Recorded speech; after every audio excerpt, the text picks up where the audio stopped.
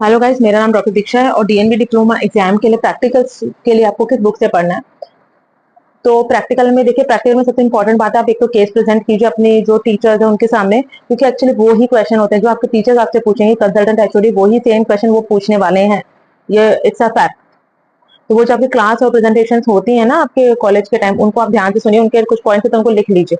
सच में वही होता है, इंस्ट्रूमेंट वही होते हैं जो आप लेबर रूम में देखते हैं, डीएनसी वगैरह में देखते हैं, एलएसएस में देखते हैं, ओटी के अंदर देखते हैं, कुछ एक आध नया हो जाता है, लैब के इंस्ट्रूमेंट्स होते हैं। ठीक है, ये सब इस बुक में है। तो सबसे पहले जो है वही जो हमने प्रैक्टिकल के लिए सबसे पहले हमने पढ़ा ये वाली बुक से।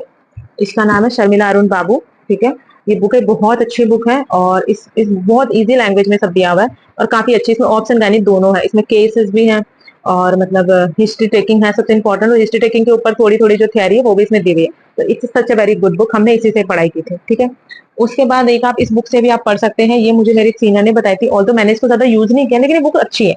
ये है clinical cases in obstetrics, doctor Ajit Gurkut. ये वाली बुक है, ये भी अच्छी बुक है, लेकिन पहले नंबर पे आप इसी को प्रेफर करिएगा, शर्मिला अरुण बाबू को। उसके बाद दूसरे नंबर पे ये आप चाहे तो इसको भी ले सकते हैं। इसके अंदर क्या एक्चुअली केसेस है, उसके ऊपर क्वेश्चन और आंसर्स दिए गए हैं।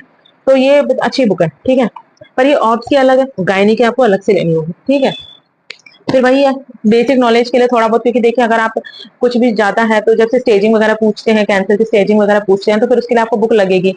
और बाकी जो है कुछ कुछ जैसे एलएसएस के स्टेप्स किसने पूछे तो वो तो आपको वैसे आते ही हैं, बट इन बुक से आप थोड़ा पढ़ेंगे ना तो थोड़ा सा टर्मिनेशन, मैंने आपको बताया टर्मिनेशन कब उसका क्या होता है, और आपको थोरोली नॉलेज चाहिए तो आपको थोड़ा सा आते, थोड़ा सा आप इसको पढ़ के कर सकते हैं। तो आप इसको भी आप कर सकते हैं। वैसे फर्स्ट नंबर पे आपको शर्मिला अरुण बाबू पढ़नी है, उसके बाद आप इनमें से थोड़ा थोड़ा आप देख सकते हैं। ठीक है, उसके बाद वही जो हमारा ब्रह्मास्त्र कि इस वाली जो बुक है आपकी, जो भी है, जो भी आपकी इंस्टीट्यूट की बुक है, उन इंस्टीट्यूट की बुक से आप एक बार उसको देख लीजिए।